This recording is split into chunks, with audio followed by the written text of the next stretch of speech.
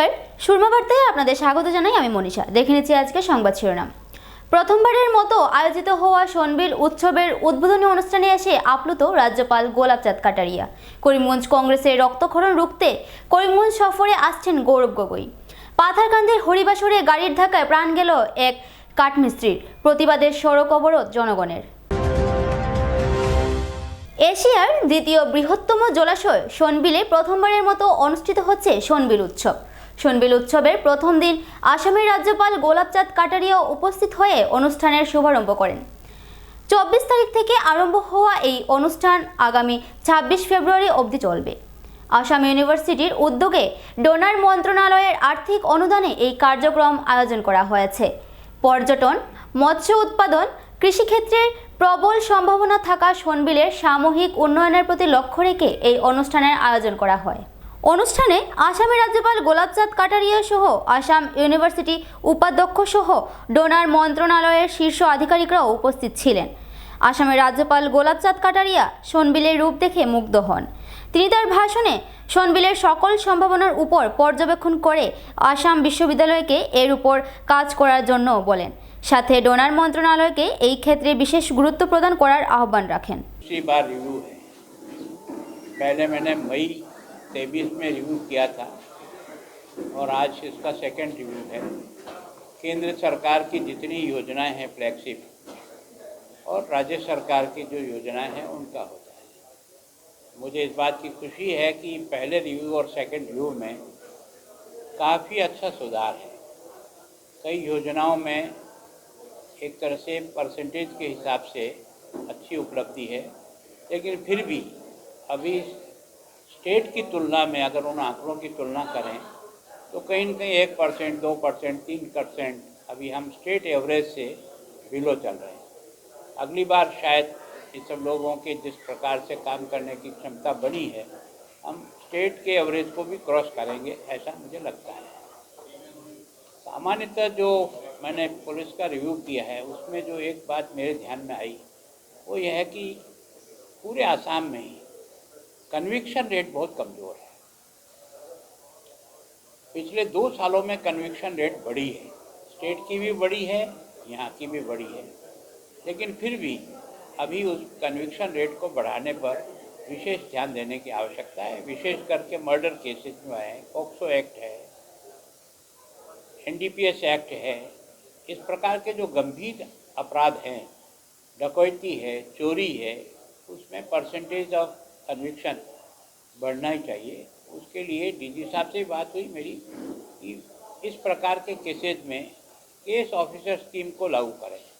हर case के लिए कोई न कोई एक अधिकारी जिम्मेदार रहे कोर्ट में, उसके पूरा प्रोसीजिंग जो हो रही है उसकी एविडेंस हो रही है, ठीक प्रकार से हो रही है। और अगर मान लो कोई अपनी गवाह बदल करके एक तरह से वो होस्टाइल होता है तो उसके खिलाफ केस दर्ज कराइए। जिसके हॉस्टाइल होने के कारण से केस जो है वो एक्विटल हो गया, तो दोनों तरफ से कोशिश करेंगे कि इसमें सुधार। देखा गया है कि बॉर्डर में करीमगंज के बॉर्डर में पहले 12 फरवरी में वहाँ पे फायरिंग हुआ है, बांग्लादेशी दूसरे की गाय उसके। देखो, मैं सोचता हूँ कि हमारी जो BSF वहाँ लगी हुई है और उस दृष्टि से काफ़ी चौकन्ना है। आज से कोई 5 साल पहले की स्थिति में और आज की स्थिति में बहुत अंतर आया है और इस प्रकार का कभी कोई होता है तो उसका एक्शन भी होता है। और विशेष करके जानवर की जो तस्करी के बारे में भी हैं, कई केसेज पकड़ते हैं, पकड़ करके उसको हैंडओवर भी करते हैं। तो मैं सोचता हूँ कि पहले की तुलना में बेटर हुए हैं। थोड़ी बहुत जहाँ जहाँ कहीं कमी ध्यान में आती है उनकी भी कुछ डिमांड है कि उनको और क्या साधन सुविधाएँ चाहिए, तो हम उस पर केंद्र सरकार से बात करें। लोगों को इसका मेंबर बनाएं और मेंबर बना करके इसको स्वयं को भी आर्थिक दृष्टि से इतनी सशक्त करें कि केवल और केवल ये 3 दिन का ही कार्यक्रम नहीं करे, तो साल में और कई फंक्शन के साथ जोड़ा जा सकता है।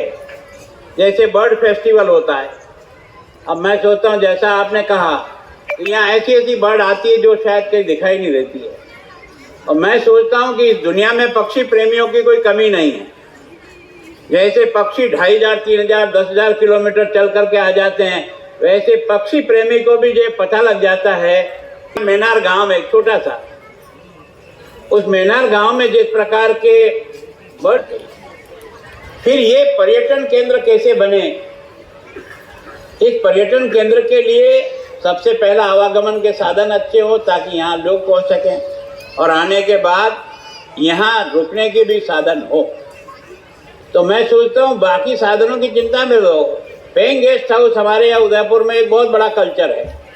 लोग अपने घरों में ही आने वाले जितने टूरिस्ट हैं उनको ठहराते हैं, उनको खाना पीना और सारी व्यवस्था भी वही करते हैं, और बड़े आनंद के साथ परिवार के साथ रहते हैं। और यहाँ सबके पास छोटी मोटी जमीन है, अगर आपको इनको लॉनिंग दिला दें तो पूरा आनंद लेगा, तो एक सेंटर बनेगा। वास्तव में जैसा आपने कहा कि यहाँ इतने प्रकार की मछलियाँ मिलती है, और अभी जो कुछ भी मैं इसमें देख रहा था कि हमारे यहाँ के लोग किस तरह से मछली का आखेट कर रहे हैं, झील में घूम करके और मछलियाँ पकड़ने।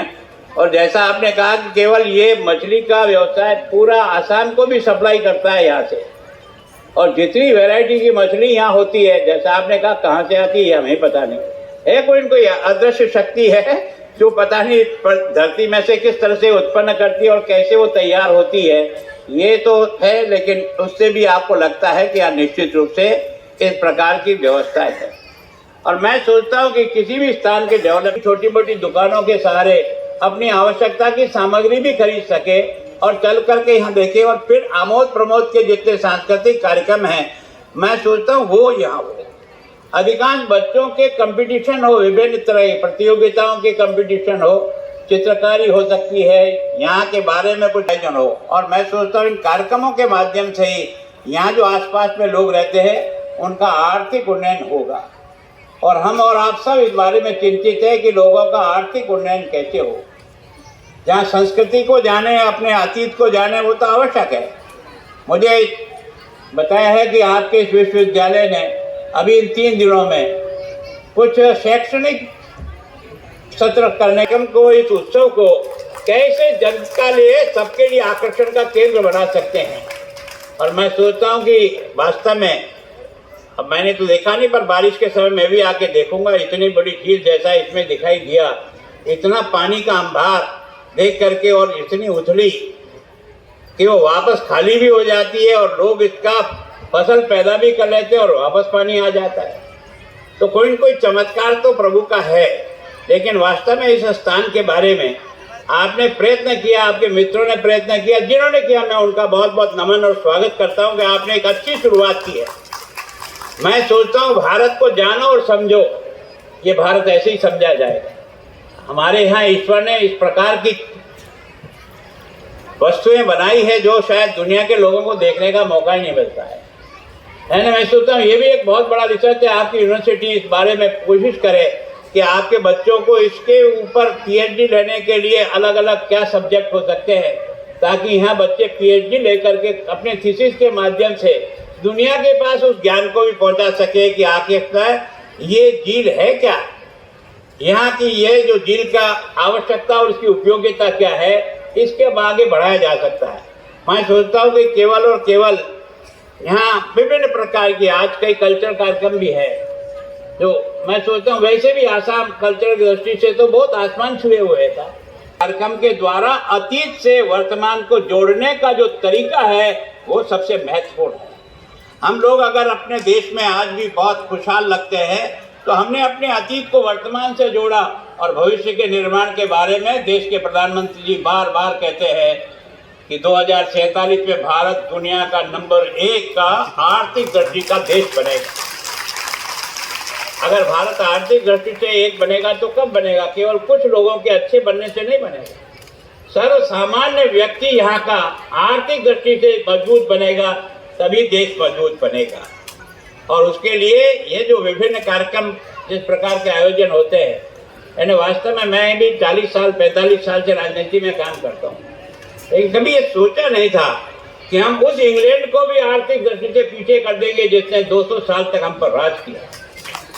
हमने उस इंग्लैंड को जो 5वें स्थान पर हम पहुंचे हैं उसको पीछे हटा करके हम 5वें स्थान पर आए हैं। और अभी तो आपका जो सारा विश्व का आर्थिक ढांचे का जो विश्लेषण आ रहा है उससे लगता है कि आपकी जो जीडीपी ग्रोथ जिस प्रकार से है और जापान की जीडीपी जिस प्रकार से नीचे जा रही है, आने वाले इसी साल के दिसंबर तक हम चौथी शक्ति के रूप में बनकर के दुनिया के सामने आ जाएंगे।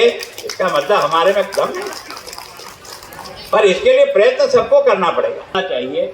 मैं वीसी साहब आपको बहुत धन्यवाद देता हूँ, आपने मेरे को इस कार्यक्रम के साथ जोड़ दिया। मैं भाग्यशाली हूँ। जब तक भाग्य का उदय नहीं होता दोस्तों, ये इसमें आना भी संभव नहीं होता। मैं आया हूँ तो कोई ईश्वरीय योगदान भी है कि जिसके कारण से मैं आया हूँ, और आया हूँ तो आपका कर्ज जरूर चुकाऊंगा, इस बारे में निश्चित होकर के पूरी कोशिश जो मुझसे हो सकती है मैं उससे भी आपका बराबर साथ देने का प्रयत्न करूंगा। केवल योजना बनाने का काम ये आप बना करके इसको ब्लूप्रिंट को लाएं, और वापस हम तब आएंगे जब ये वास्तव में एशिया की नंबर 2 की झील को देखने का मौका जब मिलेगा, इसमें कभी नौकायन करने का भी मौका मिलेगा, तब वास्तव में लगेगा कि वास्तव में प्रगति की गोद में क्या सुनहरी जगह दी है, जो वास्तव में आदमी देख करके अपने आप को भूल जाता है। तो मैं सोचता हूँ आप सब लोग बहुत भाग्यशाली हो कि इसी के आसपास आप रहते हो और यहाँ आते हो। করিমগঞ্জ কংগ্রেসের ক্ষরণ রুখতে করিমগঞ্জ সফরে আসছেন প্রাক্তন মুখ্যমন্ত্রী পুত্র। উত্তর করিমগঞ্জের বিধায়ক কমলা খোদে পুরকায়স্থ পরোক্ষভাবে বিজেপিকে সমর্থন করার পর থেকে এক প্রকার নেতৃত্ববিহীন হয়ে পড়েছে করিমগঞ্জ কংগ্রেস। কংগ্রেসের কর্মী সমর্থকরাও এক প্রকার বিমর্ষ হয়ে পড়েছেন। করিমগঞ্জে কংগ্রেসের ভরাডুবি রুখতে করিমগঞ্জ সফরে আসছেন লোকসভার সাংসদ গৌরব গগৈ। 28 ফেব্রুয়ারি 2 দিনের ঝটিকা সফরে বরাক উপত্যকায় উপস্থিত হচ্ছেন তিনি। 28 তারিখ করিমগঞ্জে পৌঁছে বদরপুরে এক জনসভাকে সম্বোধিত করবেন তিনি। গৌরব গগৈর সফরকে কেন্দ্র করে করিমগঞ্জ জেলা কংগ্রেসের তরফ থেকে শনিবার এক প্রস্তুতি সভারও আয়োজন করা হয়। এদিকে নতুন ভোটার লিস্টে অনেক বিসঙ্গতি নিয়েও এদিন সোচ্চার হন জেলা কংগ্রেস সভাপতি রজত চক্রবর্তী। তিনি বলেন, নতুন ভোটার লিস্টে সাধারণ জনগণকে অনেক হয়রানির শিকার হতে হচ্ছে।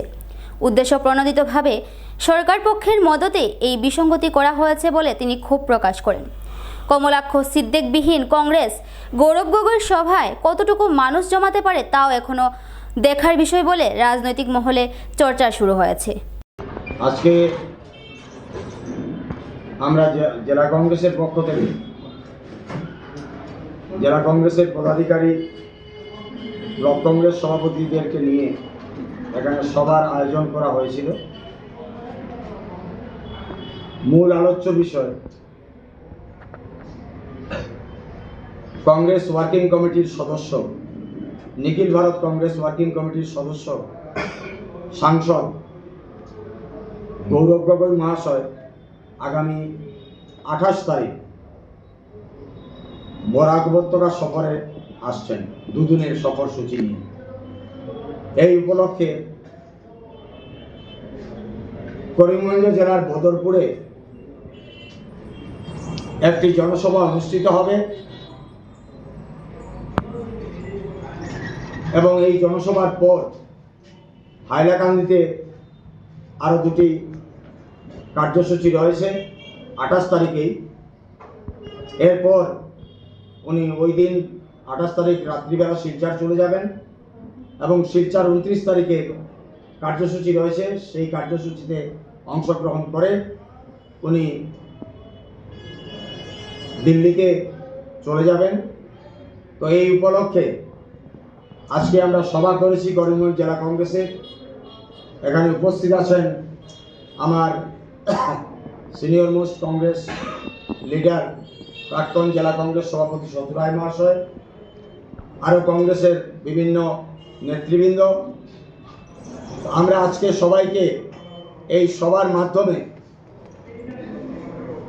অনুরোধ করছি যে করিমগঞ্জ জেলার 4টি নির্বাচন চক্রের এবং 8টি ব্লকের কংগ্রেসের যারা নেতৃস্থানীয় ব্যক্তিরা আছেন, কংগ্রেসের যারা কর্মী আছেন, কংগ্রেসের যারা ওয়েল উইশার আছেন, প্রত্যেককে আমরা জেলা কংগ্রেসের পক্ষ থেকে 28 তারিখ বেলা 1টায় সেই সভা আরম্ভ হবে এবং বেলা 1টার সময় বদরপুরের সেই গৌরব গগৈ মহাশয়ের সেই সভায় উপস্থিত থাকার জন্য জেলা কংগ্রেসের পক্ষ থেকে আমরা কংগ্রেসের সর্বস্তরের নেতা এবং কর্মীদের কাছে আবেদন রাখছি। পরবর্তীতে ফাইনাল ভোটার লিস্ট যেটা পাবলিশ করা হয়েছে, সেই ফাইনাল ভোটার লিস্টে আমরা দেখতে পাচ্ছি অনেক বিসঙ্গতি রয়েছে। ভারতীয় নাগরিকদের ইচ্ছাকৃতভাবে ভোটার লিস্ট থেকে কর্তন করা হয়েছে। 40,000 থেকে প্রথম আমাদের কাছে সংখ্যা ছিল 40,000, কিন্তু এখন আমরা দেখতে পাচ্ছি সেটা প্রায় 1 লক্ষরও অধিক সেটা দাঁড়িয়েছে। আমরা ইতিমধ্যে আসামের নির্বাচন আয়োগকে জেলা প্রশাসনের মাধ্যমে আমরা অবজেকশন জানিয়েছিলাম, ক্লেমস অ্যান্ড অবজেকশন, কিন্তু টোটাল ক্লেমস অ্যান্ড অবজেকশনকে আমাদের রিজেক্ট করা হয়েছে। যেটা আইনের যেটা কথা যে 2 কিলোমিটারের অধিক যদি কোনো ডিস্টেন্স থাকে, সেই সেন্টারকে 2 কিলোমিটারের অধিক করা কোনো অবস্থায় সমীচীন হবে না। This is the clear direction. কিন্তু আমরা দেখতে পাচ্ছি অনেক সেন্টার নেওয়া হয়েছে যেটা 2 কিলোমিটার তো দূর, 6 কিলোমিটার, 7 কিলোমিটার, 10 কিলোমিটার পর্যন্ত ডিস্টেন্স রয়েছে। ইচ্ছাকৃতভাবে সেই সেন্টারকে সরিয়ে নেওয়া হয়েছে। পাথারকান্দির হরিবাসরে গাড়ির ধাক্কায় প্রাণ হারালেন এক কাঠমিস্ত্রি। দ্রুতগামী এক বাহনের ধাক্কায় 8 নং জাতীয় সড়কের পাথারকান্দি হরিবাসরে প্রাণ হারালেন এক কাঠমিস্ত্রি। ঘটনাটি সংঘটিত হয়েছে শুক্রবার রাত 11:30 নাগাদ। মৃত ব্যক্তির নাম ময়না কন্দ। ঘটনার বিবরণে জানা যায়, মৃত ময়না পেশায় একজন কাঠমিস্ত্রি। শুক্রবার রাতে তিনি বাজার করে বাড়িতে ফেরার পথে লোয়ারপোয়া থেকে পাথারকান্দি অভিমুখী দ্রুতগামী একটি ছোট গাড়ির ধাক্কায় গুরুতর আহত হয়ে সড়কের পাশে ছিটকে পড়ে প্রাণ হারান। পরে স্থানীয়রা বিকট শব্দ পেয়ে অকুস্থলে পৌঁছে দেখেন রাস্তার মধ্যে পড়ে আছে সর্বজন পরিচিত কাঠমিস্ত্রির নিথর দেহ। ঘটনার পর ঘাতক গাড়িটি পালাতে সক্ষম হয়েছে। পরে প্রতিবাদী জনগণ এ কাণ্ডে সড়ক অবরোধ করে বিক্ষোভ প্রদর্শন করতে শুরু করেন। ঘটনার খবর পেয়ে পাথারকান্দি পুলিশের একটি দল অকুস্থলে পৌঁছে উত্তেজিত জনগণকে বুঝিয়ে সুঝিয়ে মৃতের পরিবারকে সুবিচার পাইয়ে দেওয়ার প্রতিশ্রুতি দিলেও সড়ক অবরোধ মুক্ত হয়। কিন্তু পরবর্তীতে ফের সার্কেল অফিসারকে ঘটনাস্থলে উপস্থিত হওয়ার দাবিতে সড়ক অবরোধে নেমে পড়েন স্থানীয়রা। এতে মাঠে নেমে অবরোধ মুক্তের প্রচেষ্টা করেন ওসি দীপক দাস, কিন্তু ওনার প্রয়াসও ভেস্তে যায়। পরে বিষয়টি নিয়ে গুয়াহাটি থেকে ফোনযোগে উত্তেজিত জনতার সাথে কথা বলেন বিধায়ক কৃষ্ণেন্দু পাল। এতে কাজ হয়, তুলে নেওয়া হয় সড়ক অবরোধ। পরে মৃতদেহ ময়নাতদন্তের জন্য প্রেরণ করা হয় জেলা সদর হসপিটালে। শনিবার মৃতদেহ ময়নাতদন্তের পর পরিবার বর্গের হাতে সমঝে দেওয়া হয়েছে। পরিবারের একমাত্র উপার্জনকারী ব্যক্তিটির দুর্ঘটনাজনিত কারণে অকাল মৃত্যুতে পুরো পরিবারটি নিঃস্ব হয়ে গেছে। এই অসহায় পরিবারটিকে সরকারি সাহায্য পাইয়ে দিতে স্থানীয়রা জেলা শাসক, সিও সহ বিধায়কের হস্তক্ষেপ কামনা করছেন। পাথারকান্দি থেকে ভানুচন্দ্রের প্রতিবেদন। এতিয়া অলপ আগতে আমাৰ ইয়াতে বৈঠাখালত এটা এক্সিডেণ্ট হৈছে। তো আমাৰ ইয়াৰ স্থানীয় এজন লোক ঢুকাইছে আৰু গাড়ীটো পলাই গৈছে। আমি অলপমান খবৰ পাইছোঁ, 1-2 দিনৰ ভিতৰত গাড়ীটো আমি কৰায়ত্ব কৰিম। কৰায়ত্ব কৰি কিনে আমাৰ ভিক্টিমৰ পৰিয়ালে যিখিনি কম্পেনচেশ্যন পাব লাগে সেইটো আমি ব্যৱস্থা অনতিপলমে কৰি আছোঁ। এবারে নিয়ে নিচ্ছি ছোট্ট একটা বিজ্ঞাপন বিরতির সঙ্গে থাকুন। আনন্দ সংবাদ, আনন্দ সংবাদ, আনন্দ সংবাদ। উচ্চ ও গুণগত মানের শিক্ষা পরিষেবা নিয়ে করিমগঞ্জে যাত্রা শুরু করল প্রণবানন্দ বিদ্যা মন্দির। আপনি কি আপনার বাচ্চার পড়াশোনা নিয়ে চিন্তায় আছেন? এবার আপনাদের চিন্তা দূর করতে গুণগত শিক্ষা নিয়ে করিমগঞ্জে যাত্রা শুরু করল প্রণবানন্দ বিদ্যা মন্দির।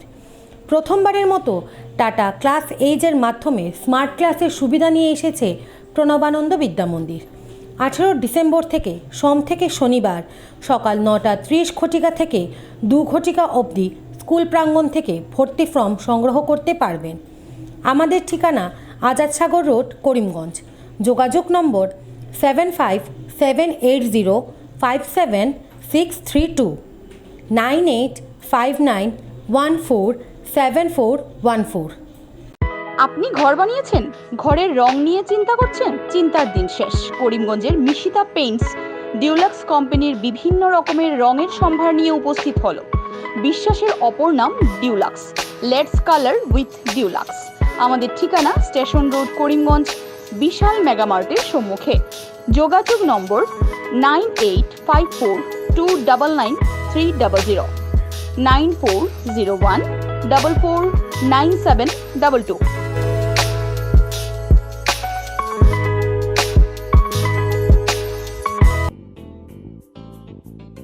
বিভিন্ন আধুনিক ও আকর্ষণীয় টাইলসের সম্ভার নিয়ে উপস্থিত প্রিয়া টাইলস। আপনার ঘরকে অতি সুন্দরভাবে সাজিয়ে তুলতে আজই আমাদের দোকানে চলে আসুন এবং নিয়ে যান অত্যাধুনিক টাইলস। আপনার পছন্দের সব ধরনের টাইলস আমাদের এখানে উপলব্ধ রয়েছে। আমাদের ঠিকানা Chandra's plaza, near Vishal mega mart, station road, Karimganj. Mobile 9101805530, 9957709784।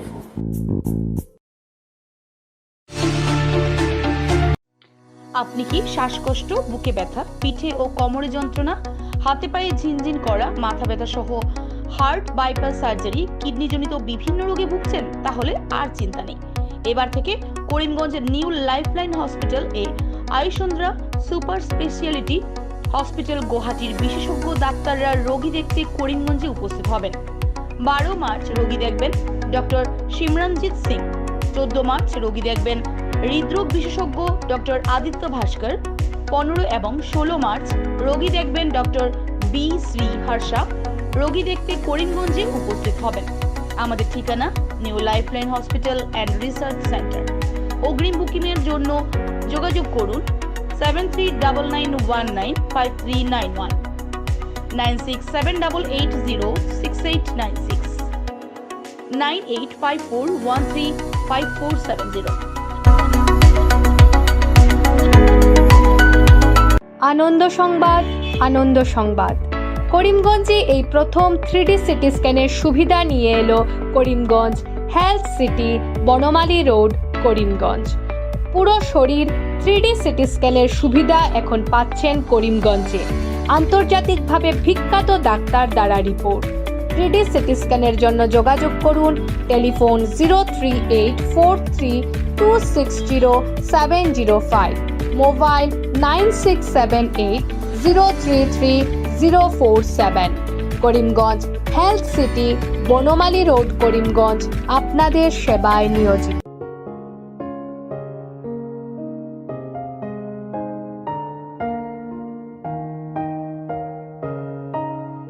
চিকিৎসা সেবায় নতুনত্ব নিয়ে হাজির নিউ লাইফলাইন হাসপাতাল।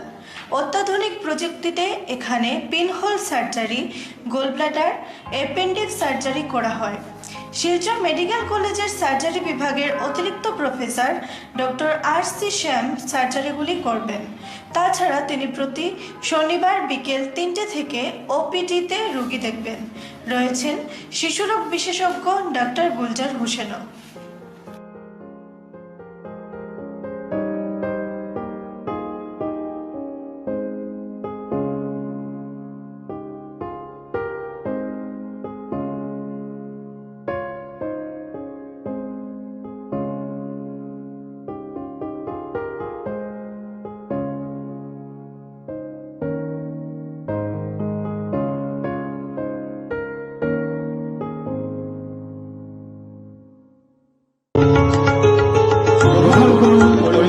হোলসেল কোঅপারেটিভ স্টোর্স তথা সহযোগীর আন্তরিক অভিনন্দন।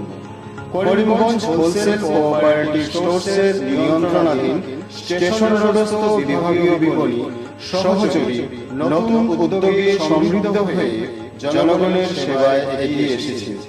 তুলনামূলক কম মূল্যে নিত্য প্রয়োজনীয় দ্রব্য সামগ্রীর যোগান অব্যাহত রাখতে সহযোগী কর্তৃপক্ষ বদ্ধপরিকর। জেলার সমবায় আন্দোলনকে জোরদার করে তোলার ক্ষেত্রে করিমগঞ্জ হোলসেল কোঅপারেটিভ স্টোর্স তথা সহযোগী কর্তৃপক্ষ সকলের আন্তরিক ও সক্রিয় সহযোগিতা কামনা করে। নতুন আঙ্গিকে বাস্তব পরিকল্পনা নিয়ে সহযোগী স্টেশন রোড, করিমগঞ্জ আপনাদের সেবায় সদা প্রস্তুত। আপনি কি পেট সংক্রান্ত সমস্যায় ভুগছেন? চিন্তার দিন শেষ। কলকাতা বিখ্যাত গ্যাস্ট্রো সুপার স্পেশালিস্ট ডক্টর প্রশান্ত দেবনাথ রোগী দেখতে আসছেন জীবনজ্যোতি হসপিটালে। লিভারের সমস্যা, অ্যাসিডিটি, বদহজম, জন্ডিস, পেটে ব্যথা, গ্যাসের সমস্যা, পিত্তথলিতে পাথর, অশ্বরোগ, প্যানক্রিয়াটাইটিস সহ অন্যান্য পেটের সমস্যা দূরীকরণে জীবনজ্যোতি হাসপাতালে কলকাতা বিখ্যাত মেডিকা সুপার স্পেশালিস্ট হাসপাতালের ডাক্তার প্রশান্ত দেবনাথ আগামী 13ই ফেব্রুয়ারি রোগী দেখবেন। আমাদের ঠিকানা জীবনজ্যোতি হসপিটাল, নীলামবাজার, দুর্গানগর রোড, দাসগ্রাম, করিমগঞ্জ, আসাম। রোগী দেখার তারিখ 13ই ফেব্রুয়ারি 2024। বুকিংয়ের জন্য আজই যোগাযোগ করুন 7637062954 এবং 7637062955 এই দুটি নাম্বারে।